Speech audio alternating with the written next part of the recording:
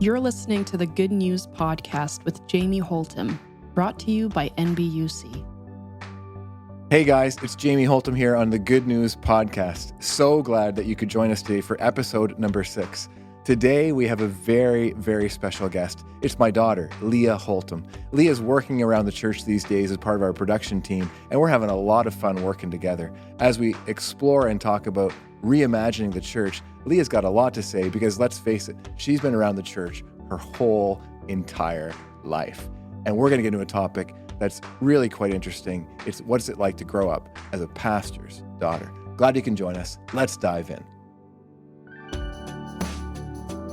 Hi, everyone. Welcome to the Good News Podcast. This is episode number 6 of our Reimagined series. And this is exciting stuff. We've wanted to have a podcast for many years, and here we are. It's happening. Glad that you can be checking it out, following along. Your feedback, especially as we begin this thing, is really appreciated. So please send us in your feedback. It's really important to us. We have a special guest today, a very special guest today. This is our daughter, Leah, and really excited to have Leah on. I'll tell you a bit more about Leah, and you'll hear her story and how she got connected here at the church. So weird kind to of say born that. into it, isn't it?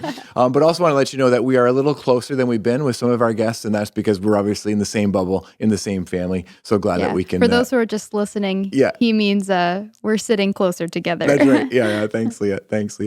So, Leah, I know it's almost strange to even think about this question because it's always been in some ways. But tell us a bit about your history with the church. Yeah, I mean, for people who've been around a long time, know that I've been here my entire life. Yeah, I mean, you and Mom were here at the church before I was even born. Mm-hmm. So many people who've been around have known me and known our family since before I was around. So, I mean, growing up in a church, it's different. It's all I've known, right? And I've never known a different church.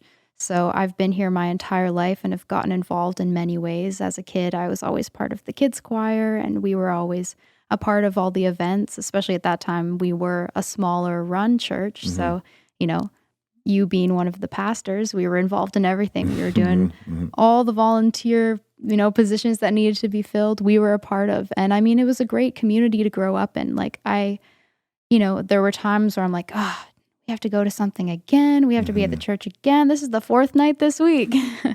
But, thinking back now that I'm older, I really do appreciate the community that I was surrounded by and just the positive energy that was always around and that still is around. Because like I said, there's so many people who have just known me my whole life and I know are always going to be there for me.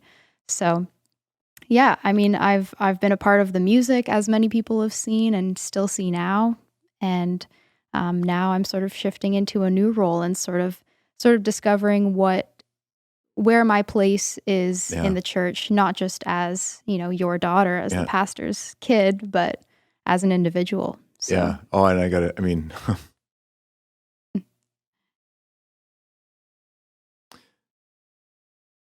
we're having a good time working together. And sorry, there's nothing. Hey, we don't just talk about this stuff. Like we're trying to live it out ourselves, and to have one of your children, and I'm just as proud as Lucas and Cameron and Caleb, but there's a piece of life that we get to share together these days, Leah, growing in God, seeing you grow in your relationship with God, but also leadership and working at the church for a cause that we so deeply believe in, let alone seeing you excel at it. This is where the proud dad kind of brags a little bit. So just that's those tears, that emotion was part of all of that.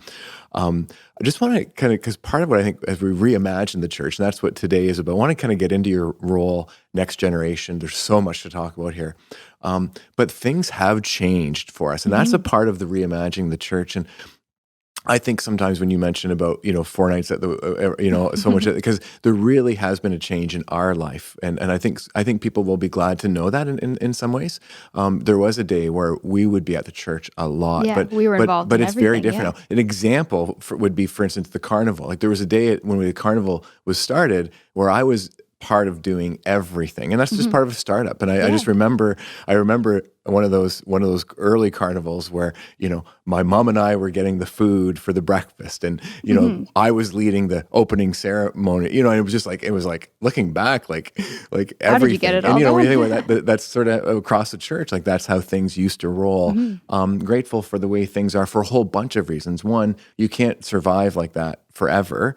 Two, there's so many people. When people say to me these days, are you okay? Are you tired? Don't get me wrong. We all have our weeks, and sometimes you just need to take some rest, and there's that's cool. seasons of life, right? Yeah. But overall, like for me, the big thing is this church these days have so many people involved and so many leading in so many different ways, and that's such a great blessing to be a part of it's that. amazing. And I mean, part of my role now, I've been reaching out to lots of people to say like, hey, would you be interested in being involved in this? Would you want to try this out? Would you want to try recording and do a video? Yeah. And lots of people, they're like, oh, I'm so nervous, but I'm just excited to serve in this way, and we want to serve together. And, it's a blessing for us to not have to do everything, or more so you. I mean, I was a kid, I was just tagging along, but it's also a blessing for everyone else who gets to be a part of it. And, that's part of what stays the same as we reimagine the church is the community we have centered around it. It's not, like you've been saying, we have to change how we do them, but it's not why. And why is keeping this community and wanting everyone else in the community to also experience what we experience. Yeah. And that's been a part of this series, who we are, and naming our vision and our purpose, and these, I call them our DNA stories. And so, let me ask, what do you love and appreciate about who we are as a church? Because that's been really a big part of this Reimagined series. Everything's changing. The world is so different. Like, we get that. So that's why it's been so important to be really clear and remind ourselves to celebrate even who we are, So what is it, about who we are as a church that you appreciate? Yeah, I mean, definitely it centers at that community aspect, that everyone who walks into this building, whether we know them or not, is cared and loved for. And we show that in as many ways as possible, but also everyone who has been here forever just knows that they have people that care about them and who are going to reach out if they need help, and who know that if they need to reach out for something, that someone's going to be there. And I think that's been a really important part of my life growing up, and what I missed when, I went away to school. That was the first time that I wasn't regularly attending church, and things are busy, so you don't always notice everything. But I definitely noticed that I missed being surrounded by people who knew me really well and who constantly wanted the best for me and wanted to make sure I was okay. And that's something, I mean, we talk about being radically inclusive, and I think it just falls into that, where we want everyone to feel welcome here. Yeah. And that's a special thing. And I mean, in high school and growing up, always going to church, I tried to hide that from a lot of people, and because, it's just not what people do. Our generation, it's different. And that's part of also reimagining what we're trying to change. But, it has this stereotype around, especially a pastor's daughter, that, it's these strict rules and you can't do anything, and it's just not fun and not welcoming to lots of different types of communities, because there's different demographics that, believe different things. But what's been special about our church is that, one, we're always modern, we're always keeping up with the times. So it's always, relevant. And, what we talk about and what we do is relevant for all age groups and new age groups and what's going on in the world. But also it's just a great community to be a part of. Yeah. And just before we get into the church stuff, if you will, because I love the way you just sparked me in a whole bunch of questions I want to ask you and talk about.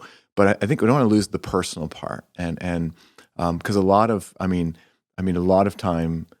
times families of pastors or ministers, their kids don't end up in the church, or even sometimes not even wanting to have a relationship with God because of some things that have happened.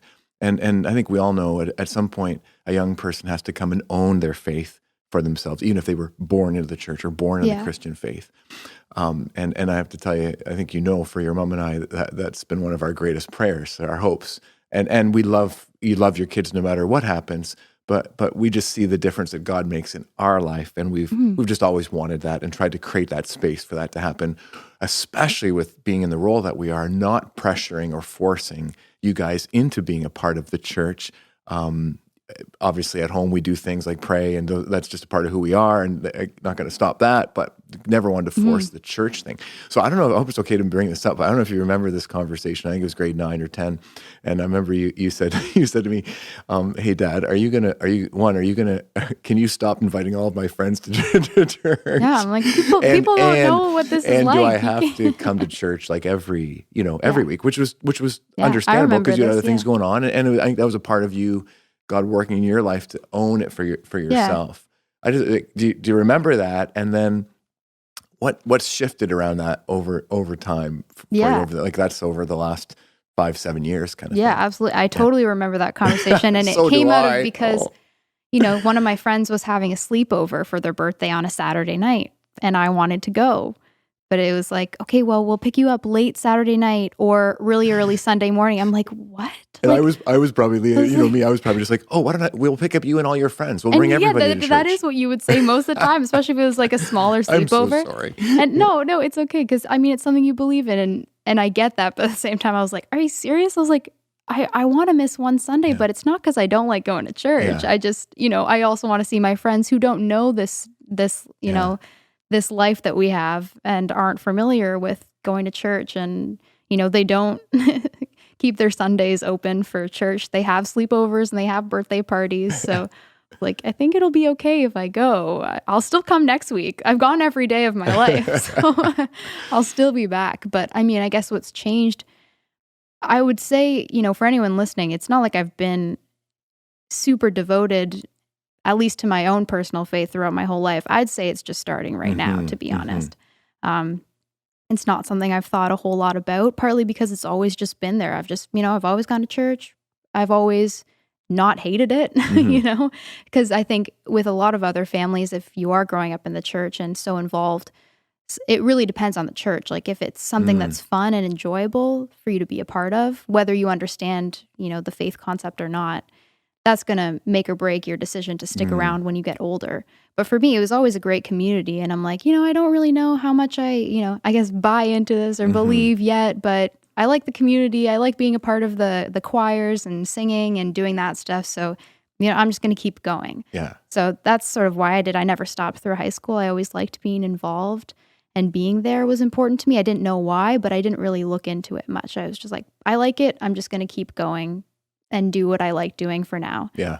And I guess going away to school was when I sort of started to think like, why do I go? What do I actually believe? What's in my head that's been there my whole life just because I've heard it a million times versus what I actually think? And that's where I'm still sort of in a place where I'm trying to figure that out. Yeah. So it's definitely still new to me. But, we're all trying to reimagine the church, and I'm sort of trying to reimagine it for myself and just figure out, like I said, where my place is and what I actually believe and what I want to take away from what this church has to offer for me personally, but not just our family. So yeah. And what a great year for you to do that. Obviously in a situation where with COVID, online school wasn't where you wanted to be as far as a Humber music student. So you deferred a year, and here you are working at the church with a number of young people, which is really cool. What a great year to grow in leadership music, but also in your faith, and see that. And you're taking Alpha right now, and all that's all part of the opportunity that God has given. I think right now. I think so too. It'll help me, find more of a purpose. I know I have gifts. I know where my strengths lie, I guess, but it's finding out where I should be using those strengths to find purpose. And right now with this year off, I am here, and it's nice to see each day and each week how the hard work that I'm putting in and the strengths that I have are being positively received by so many people and actually making an impact. And that's important for everyone to find, and it's going to be different for everyone. And this may not be obviously where I end up forever. Sorry, Dad. I know that's the dream. We'll see. Who knows? But for now, I'm in a good place to have that sense of purpose and to keep discovering it for myself. So, yeah. I love it. And just this piece around the personal piece and a young person developing a life with God, just those that might be listening or watching, that was a big conversation for me that we talked about earlier. And I know for my wife, Katrina, as well, we had to just give space and still try to balance that with inclusion in who we are, who Christ is in our lives, in our home. Yeah. And and enough connection to the church, but not forced. Like, and I just remember prayerfully entering into that time. And I'm not going to tell you like at first, and that's, I'm so glad that you could say that. But then for me personally, it was like, oh no, and of course, it's tough, but then you just give some space and you trust God with that. And it's amazing how God still, it does work in that space. Actually, that's one of the keys of Alpha, is giving people space to be curious and ask questions and investigate, and even not even agree sometimes. And that's somehow when we trust God enough to have that space and give that space, that's when some of God's best work actually happens. And that's why we say we want to be a church. This is Brian McLaren. This is where it came from. Brian McLaren always said you need to be a church where people can belong before they believe. And somehow to trust God enough to create that is really a special thing to have. Yeah. I mean, I think for me, especially what sort of, I guess, kept me interested and engaged was the life that you guys modeled. Not necessarily at first, the daily practice and stuff. I mean, that stuff comes, but just seeing the way you live your life, the people you surround yourself with, and, the morals that you hold so highly and the type of people you are and how you interact with others, that is, to me, then and even now, is like, that's what I want for myself. And the common denominator seems to be just going to church and having that faith community and having that be the underlying, thing to allow for that all to happen throughout your daily life. So I'm like, I guess for me, like, basically I'm like, I guess I need to explore what that means and what that would look like for me, because I know that that's the type of person I want to be. But I don't have the underlying right now, and it's hard to know if that's, even what I want. But I know that to see you and to see your friends who are all friends from the church, like, I'll name names, Jim and Sherry, Marianne and Steve, like all these people who we are so lucky to surround ourselves with, have that same thing about them. It's just a special thing that you don't see. Like, there's nice people out there, there's wonderful people out there, but there's something special about the people I've been lucky to grow up around, and I want to have that for myself moving forward. Yeah, no, oh my goodness. I'm thinking, oh my goodness, because I'm thinking about our vision statement, which you just described in great detail, in a very concrete way, in how you see it. Imagine God building better lives, better families, better Brampton beyond. We do, and I know over the years there's been a number of people come to the church because they've said, what I saw in somebody else. I realized, I couldn't name it yet, but I realized that's God, that's Jesus, that's the Holy Spirit, that's faith, that's the church. I want that. It's something for different my than life just too. being a nice person. It's more than that. Yeah. Oh man. So I'm thinking, as we're talking about Bonnie Green, I can't keep going here today without talking about Bonnie. When you talk about investing in the next generation, our rally cry, as you know, is really key to who we are as a church these days, to share Christ's hope with everyone in Brampton and beyond by reaching out to all and investing in the next generation. And as you've been talking, just realizing there's so many people of a whole bunch of generations that have invested in you all your life. Oh, absolutely. Without necessarily even realizing it. That's how God works. And Bonnie Green,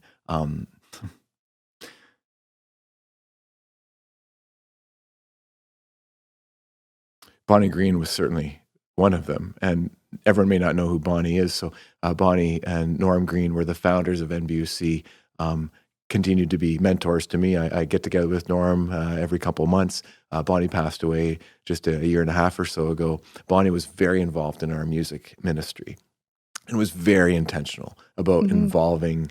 She started the kids choir. She wanted to raise up the next generation, and it was never, ever, ever for her about singing and music. And it was about, she loves music, don't get me wrong, but it was about introducing young people to the Christian faith. She wanted kids to go away having these songs about God's love for them and about making the world a better place and Jesus' feeling mission that they were in making their a difference even at a young age. Absolutely. And that we here at NBUC valued that and wanted these children to be a part of our community and leading too. Like, that's why she had the stand up at the front of the church when we were in the old sanctuary, where we could come and Doesn't matter how old you are, read off the sheet music there, and you don't get a microphone yet, but you get to go up and you just get to sing and lead the church through worship. And I mean, she asked me to sing my first solo in the Christmas the Christmas Eve service, the kids' Christmas Eve service when I was like 11 years old. Yeah. And I mean, I was so nervous, but that was my first opportunity. Like, who knows where I would be now if I hadn't had that. And I mean, moving forward, like Steve Allen has really been a huge contributor to getting me involved and really encouraging me, and just, I guess, seeing what I have to offer and going for it. Like he asked me to sing in the main service when I was about 13. And like, that's a risk. Like, you never know what's going to happen. Like, I could have been so nervous and totally screwed up the whole service, but he took a risk on that because that's been a part of who we are as a church. Yeah.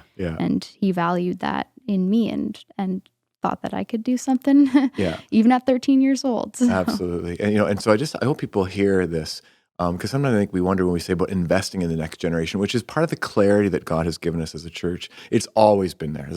I think Norm and Bonnie and the way they did that so intentionally, it's always been there. But we definitely really have named that even more intentionally the last few years. I want to talk to you a bit about that on what it looks like to reimagine a church that includes the next generation. Mm-hmm. But what I hope people catch right now, and just love to hear a teeny bit more from you on it, is I hope people catch that you don't have to be in your 20s to be part of investing in the next generation, because you've just named a number of people who aren't in their 20s, but they were crucial to God working in your life to make this a place where and a God who you wanted to investigate, to come to know, you can be. So what would be be your words, Vika, to those that maybe aren't in their 20s? We're going to talk about how we can keep building a church that connects with the next generation, because that has been the missing generation in the mainline church in particular. But how do people who aren't in their 20s, like me, help to build a church that includes absolutely us of all ages, but also includes those in the next generation? Yeah, I guess, being open to what will come, like you may not be sure what inviting a young person out to something, like, even if it's something specifically for adults, but you happen to have a teen table or a youth table, and you're like, well, you know what, we're just going to try it out. It could fail. Like, you're never going to know what's going to happen when you do make that invitation or, bring someone into something who's younger. But, over time, that will make a difference in, like you said, in that person's life. Like for me, why I keep coming back is because I know I've been valued here. Whether I actually was of value to specific things, or not, I've felt that people want me here. And I think that's the biggest thing, to just continually reach out, not in a forceful way or not to pressure, but just to be like, you're always welcome here. And I think, especially for people my age, like I said, like as a young person, I wasn't thinking about that as much when I was in high school. But now that I'm sort of thinking about my life a bit more, finding a place where you feel welcomed and belonged, like I said, belong before you believe, like just making people feel that, especially as a young person. It may not work at first, but if you stick with it, they will feel welcomed and they'll want to come back. But I guess the takeaways are giving opportunity, but also the way you gave us space, like you said, in our home, but doing that with others that you may not know, giving the space for them to say no, but returning. And I know you do that all the time. You're always sending out invitations and you keep going back to people, and that's what brings people in, but you never want it to be forceful, because that is the stereotype that young people have around the church that takes them away from it and makes them not even want to investigate it, that they feel it's a forceful thing that you have to do and you have to follow these rules or, you'll go to hell. And obviously, we are so different from so many churches in that way, which is why it's such a great, safe place. But we have to leave space for what this generation has grown up believing, I think, and allow for those beliefs to sort of sift out before we just like bring them in and just sit them down and try and show them, you want to let people come to that place on their own. Yeah. There used to be a thing where they said the way evangelism, and that can be a very negative term these days. So I would like to reframe it as a sharing of good news. That's what it actually means. Evangelion means the gospel, which is good news. So it's being the bearer of good news. But it used to be like there would be a day where people just always knew what the Christian faith was about. So you would make a decision to follow Jesus, and then you'd be invited in to be in a relationship, but it's reversed these days. It is, right? totally, You got to build that relationship, Yeah. and That's then what I people was get trying enough to say as information. I was rambling. Yeah, no, you said it very well. You said Yeah. it very, very well, very well. So you are in an official leadership capacity at the church these days, and I don't know if everybody knows that. So yeah, what's your role? Yeah. What do you do? What's your day-to-day, week-to-week look like? Yeah, I guess my new official role, we're still sort of working on the title, but it's now, oh man, what is it? So Dwayne is director of online programming and facilities. Correct. And I am sort of working alongside him as the online programming producer. Okay. So I do a lot of behind the scenes stuff, but I also am still sort of, assistant worship leader, working with Duncan on the music and coming up with ideas for that. But I guess the online programming producer. So I currently am, putting together the shot lists for, I guess, the outline or the order of our services and, getting people to come in and do the hosting and writing out the scripts, sort of investigating what's important to include in our services, how we can engage people online. And then, just working with Dwayne on how we can improve our online programming. Like everyone's heard the last little bit, we are sticking with online for a bit, for sure, as our main source of connecting with people, but also it'll be a big part of our church even once we're able to go back to in person. So we just want to find the most engaging ways so that people feel that sense of belonging, feel that welcome and that sense of community, even through an online community. And that comes through how we do Alpha, how we do Zoom Church, how we do our services. Yeah. And so, mainly I've been focusing on the services and just sort of dabbling in the other areas. It's only been like a month and a bit so far that I've been in this particular role, and we're still trying to decide what it looks like because no one's done it before. Yeah. So I think that's been the biggest challenge for me, is that there's not a set of tasks that I have that, this role is supposed to fill. We've created this role because we've found a need for it. And I was sort of already taking on some things that morphed into this position, but I'm creating it myself and alongside you and Dwayne and everyone else just to figure out what I need to be doing. There's lots to do, but I guess it's more, where do I limit myself so that I can do the few things that are really, really important as best as I can. So Absolutely. Yeah. And that's a leader's continuous journey, if you will, of trying to discern what are the most important things that you need to do. And I know you're growing in that and ways to manage that, which is awesome. And just it's such a privilege and a joy to have a front row seat at obviously two levels. One, someone who also works at the church, but also as your dad and seeing things at home, and just think you're doing a great job there, Leah. Yeah. What are you excited about? Because it's an exciting time, challenging time. But what's exciting you the most these days about what you see happening at NBUC, through NBUC, as you think about, you've been hearing and probably knew vision and purpose and core values, passionately Christ-centered, radically inclusive, relentlessly reaching out. Yeah, what excites you these days as we reimagine again what the church needs to be? Yeah, that's a great question that I could answer probably in so many different ways. I guess initially what excites me is that some of these things that we're doing now, and I guess you could say are being forced to do because of the pandemic, are things that we've talked about wanting to do for so many years. And because I've been around you, and for those who don't know, you share a lot with us at home, which is great. So we know a lot of the ins and outs of what you're thinking, what you're planning, what you're excited about. And I know some of these things you've wanted to do for years and your team has wanted to do for years, and we're finally able to carry them out.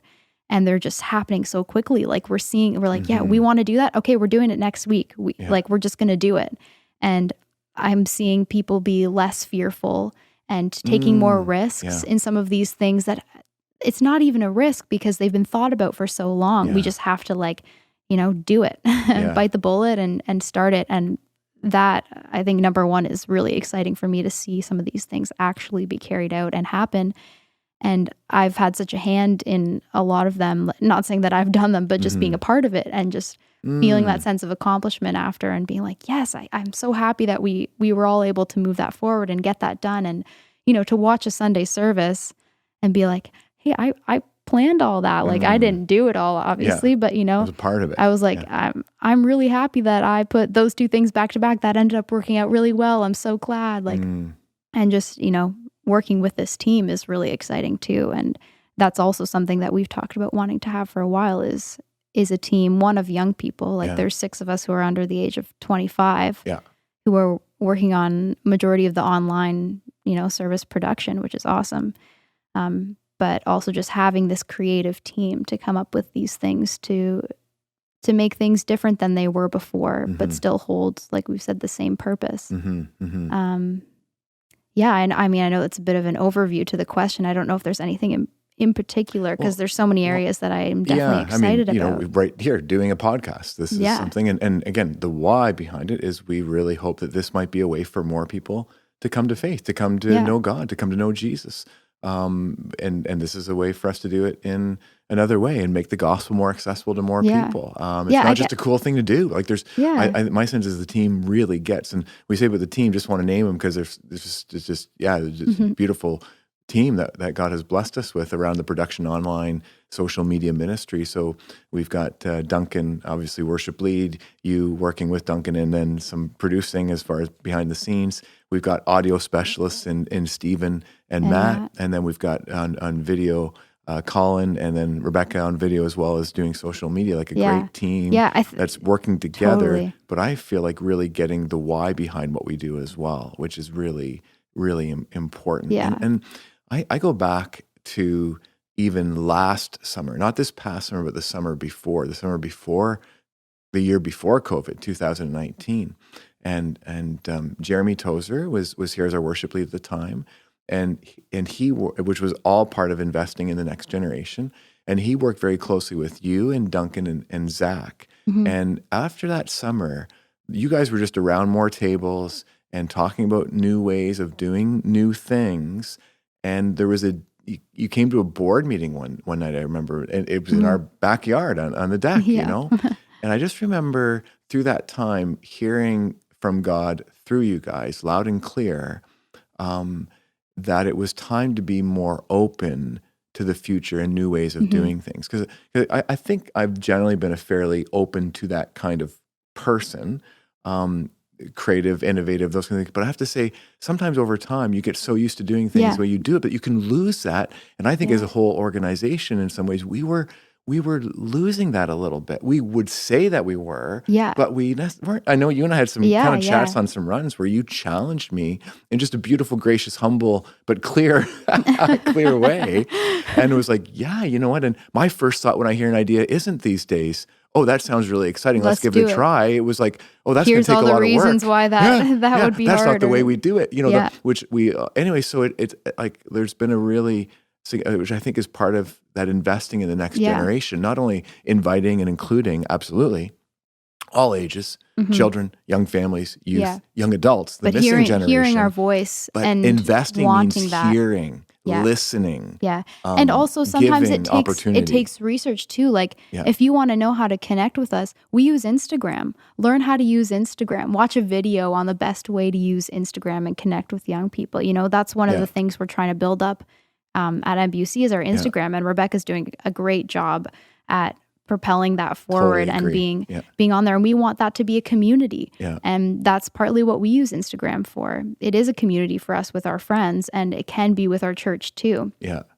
Part of it is, hearing our voices. That I'm glad you brought that up, because I wish I had thought of that when you asked me the question. That's why we ran it together. But that's totally, one of the things that Duncan, Zach, and I were really focused on last summer was if you want to be a church that is reaching young people, then you have to have young people around your tables making the decisions, or else the young people aren't going to want to go because it's been something that's planned by a 50-year-old. Yeah. And as great as that could still be, it's not necessarily geared towards us and what our needs are and where we're at in life.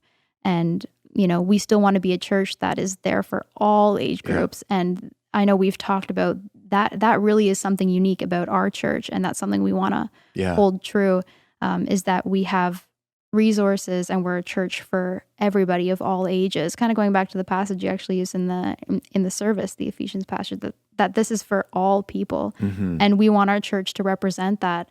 But like you said, there's a few missing pockets, and we need to have that representation around the table, so that we can have resources for all these people, and the decisions we make are going to reflect the ideas and the input of all age groups. Yeah, for sure. And we all, I don't know, I feel like that's the way God always intended for life, church, community to be, people of all ages learning and growing together. And I am learning and growing, but and as are we. It's so funny. A couple Sundays ago, I guess I said something about how I've grown in technology. I know you know where I'm going. So I said something like, God has propelled me into the future. And what I really meant was like I'm not this tech guru by any means, but I'm further than I ever thought I'd be. Or I got there faster. Dad, I don't and know. So my family's sitting around going, exactly. Dad, maybe into 2010. Yeah, maybe you've caught up to the present or 2010. So, but just that we're all challenged when we it can be hard. I just want to name that because it can be hard. It can be challenging. Like change is scary, for sure. Yeah. And you mentioned Instagram, so absolutely, that's on our radar right now. We need to grow our Instagram following and connections. We've got, I think, really strong Facebook work happening. We'll keep doing that. We're not going to lose that, but we need to add Instagram, as well. So I will take that challenge and go check out you already that video that would show me how to do Instagram in a better way than I currently am. Absolutely. We talk about online, which absolutely we were already moving that direction, and so as we reimagine, again, it's honing in on something that God had already brought to our attention. And we will continue to. There's all kinds of reasons. We reach more people. It makes the gospel accessible. People can watch a service during the week, not just on a Sunday morning. All these things. But we're also recognizing, and you've been deep into these conversations as well these days, Leah. We're also recognizing the need to still connect, and it's not just about the widening of the reach, but it's also about a deepening of the connection. Andy Stan has a great book called Deep and Wide, and that you can do both at the same time. Talk a bit about Zoom Church, the need to help people connect, and even the need for you to be in connection with people still, even though online has that different piece to it. Yeah. I mean, this was only talked about a few weeks ago, and I know initially we wanted to try and do the home church, and now things just have changed with the severity of COVID, and we don't want to risk anything. So the idea of Zoom Church came up, and I mean, I initially thought it was a great idea. I really do think that we're doing a fantastic job with our services, and I know people love it, and that's so great, and I'm so happy for that, and we're going to keep improving it so that it can be even more engaging. But like you're saying, people are missing the deep connection, the talking before and after the service, where you go and you have a coffee and you check in with people, and you see people. And although we still can't meet in person, and we can't change that. Like, it absolutely sucks, but we can't change it. And there's no point in dwelling on it. We just have to make the best with what we have. And we're lucky to have technology in this day and age when this is happening. Like, could you imagine if we were going through COVID and we didn't have computers and we couldn't do Zoom? We really would all be trapped in our houses. And I mean, my heart goes out to people who are by themselves and in quarantine by themselves through this, but we do have technology and we're so lucky to be able to connect that way. And I'm really excited to move Zoom Church forward. I'm excited we launched it today at MVUC, and it's really exciting, and I hope that people are really impacted by it and have that connection and can grow deeper first just with one another and to feel that sense of community again. And, like I was saying, the reason I've always loved coming here is because I've felt that connection with people and felt so cared for and had a community surrounding me. And that's that's so important, and we want people to keep feeling that, especially when they're feeling more isolated than normal. So I'm really excited for people to experience that, but then also go deeper. I know we've talked in the last couple of years about wanting people to not just watch the service, but to engage in it, and to help. We want to help people live out the message throughout their week. And part of that is the going deeper questions. And that's also something that's going to be a part of Zoom Church. And just having those questions be on your mind, even if you don't have an answer to it right away, or don't say anything in Zoom Church, it's going to be on your mind because you've heard people talking about it. And over time, that's going to change you and change the way you think about things. And who knows where it could go. So I think it'll be a great way and for people to connect. And I know we're going to keep finding little ways for people to see the building again and come back every once in a while when it's safe. I mean, we already we're going to release next week this project that we work on called I Smile, and it's a song that our team has put together. And we brought in people to record a video too. And so, if you're watching the services regularly, you'll see it next week. And you'll get to see a bunch of faces. November 1st. You'll get to see a bunch of faces from people around the church. And I mean, we brought in people sporadically throughout the day. So, I mean, no need to worry. No one was here all at once. We did everything safely, but people were just so happy to see the building again for the 5-10 minutes they were here, just to be here. And we can't do church in person right now, but we can keep doing these little things to help people feel involved and to see this place that they feel safe in. And so we're going to keep trying to do that. Maybe that's one of the biggest learnings through COVID, the opportunity that God has brought to Carrie Newhoff used the word pivot, and so here's a pivot. We're going to do some of our worship from different locations in the church, so people can get excited, even though they can't come together physically in hundreds. People, it'll feel more like you're here. We're going to do Zoom Church to help people connect with each other. We're going to try and do more live events, live streamed, but we're going to try and do more live things here and there, so that people have that sense of being together, whether we're on, even though we're on screens, we're together at the same time. Yeah. And so greater than even just one of these ideas is to be a church, as we reimagine, that continues to pivot. Because we're living in a world where right now, absolutely, but we probably always need to be open to God, to the Holy Spirit in that kind of way. And that's part of what's been happening over the last few years, but especially now.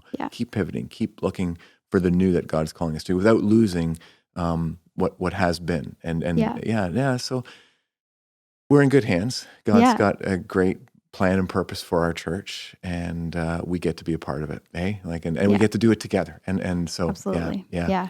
So we could go on. I think maybe we better close. Is there anything that we didn't get a chance to talk about that you had hoped to, that you wanted to slide in here just before we close off? Yeah, no, I don't think so. I think we got to everything that we could. Like you said, we could go on for a while. I mean, this is the kind of stuff we talk about while we're on a run or while we're sitting out on the back deck. You're just getting an inside conversation of what we talk about at home. So we're glad to have you all joining us for our run today here, right? Yeah.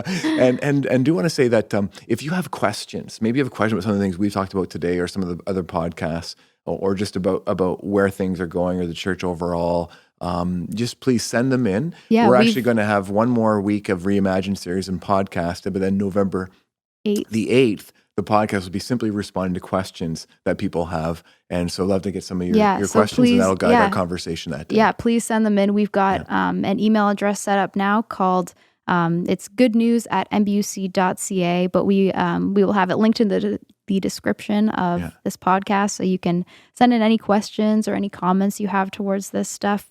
Like we said, we want this to be a community. So although it's just the two of us talking right now, this is a conversation that we want to have with everybody. And we want everyone to have their input in the changes that are being made around the church. Yeah, absolutely.